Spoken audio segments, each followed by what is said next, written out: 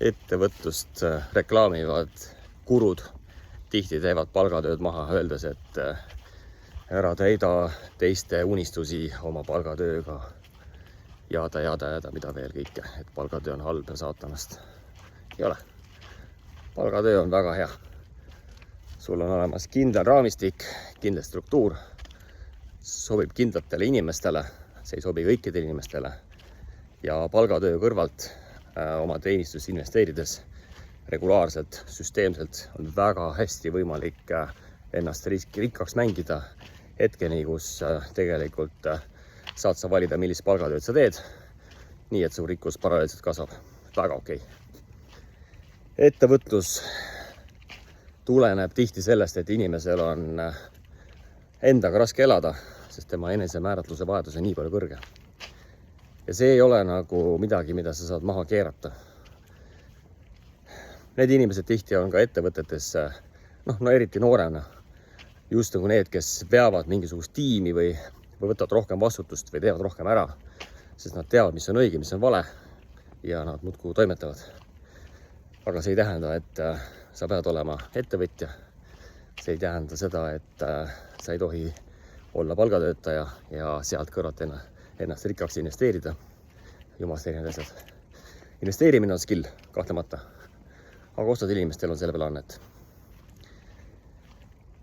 Minu mõte sulle on sellest täna selles, et sa oled juba perfektne. Sa ei pea endas kahtlema. Ja selleks, et oma potentsiaali täielikult realiseerida, sa võid õppida terve elu oma vigadest. Jumalast see hästi töötab. Kõik on ära õppinud. Enamuses on ära õppinud, jah. Teiste vigadest me ei suuda õppida paraku, sest teiste kontekst on teine ja see ongi täitsa loogiline. Aga ma räägin veel, et sa lähed, vaatad Sparkli sees. Näiteks on seal tööotsija teenus meil kuumaksega. Ja ma arvan, ühest kuust sulle täitsa piisab, et sa saaksid endast pildi ette, kes sa sükon oled. Ja millised on sinu sellised potentsiaali võimekused. Ja siis saad hakata vaatama, kas see on see, mida sa teha tahad. Võib-olla juba on. Aga kui ei ole, siis on võimalik sul hakata küsima iseenda käest.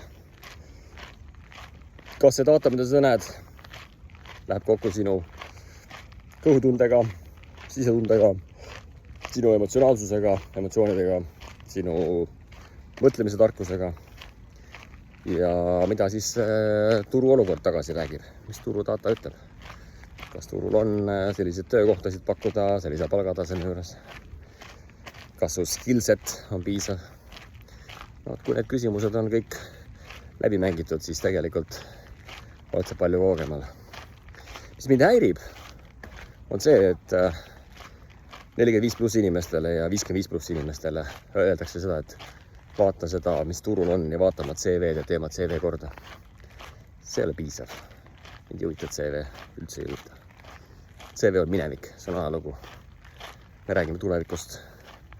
Tulevik tuleb sinust, sinu õiguomadustest. Ja need tegelikult on parameetrid ja kriteeriumid ja tingimused, mille vastu sa võideldes ei võida. Sa ei saa olla iseendast üle, sest et kui sa ennast kangesti väänad ja teed seda, mida sa ei taha, siis tegelikult see asi ei lähe lendu ja sa jääd kaotajaks. Mu mõte selles, et sa oled juba perfektne ja sa peaksid tegema seda, milleks sa oled loodud. Ja kui sa seda ei tea, siis ma saan aidata sul sellele jälile saada.